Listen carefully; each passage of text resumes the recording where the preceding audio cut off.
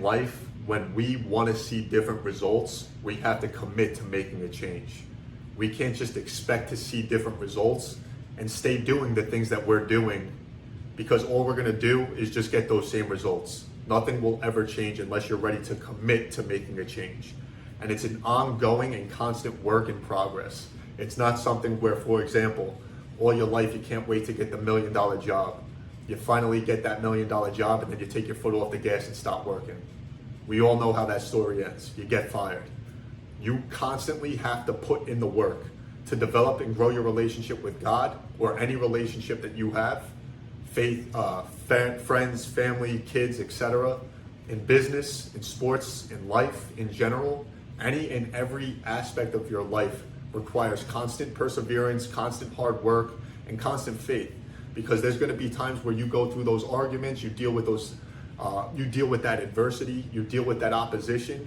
You have to keep working through those things, because anything that's worth having in life is worth working for and applying, and worth putting the effort towards.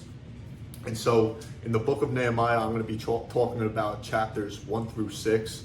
He is a Jewish cupbearer, just to set the scene for you. He works for the king of Persia, and he basically identifies that the wall in Jerusalem, the Jerusalem wall, needs to be rebuilt. It's broken down. It's not in good shape. So he's been praying about this for a while, seeking God's guidance, and goes to the king of Persia and says, listen, I'd like to put a group together and start working on this wall.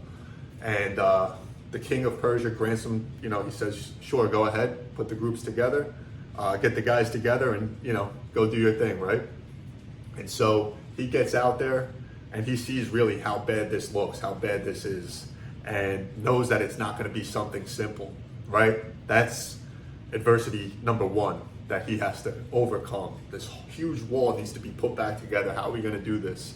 Then, as he's building that, he deals with more opposition.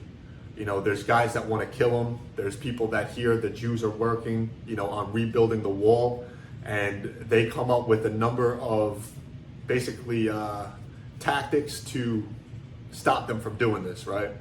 And so Nehemiah gets through all that, and in 52 days, he and his guys put this wall together.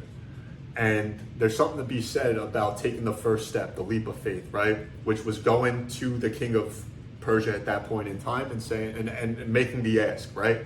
In life, when we want something, we have to make the ask. We have to go out and ask maybe a person of authority.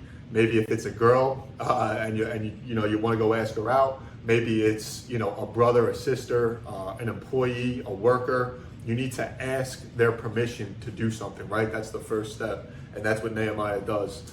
But before he does that, he prays for guidance. So I guess the pre-step here is that obviously we need to rely on the guidance that we receive from God. But how do you do that? And what I specifically want to talk about is when you're seeking God's guidance and when you feel like it's the right time to give your life to Christ and really devote your life to Christ, it's the ongoing work that needs to happen. So when Nehemiah built this wall and finished building it, he then looked for the next thing and then kept going to try and basically fix other issues that he saw.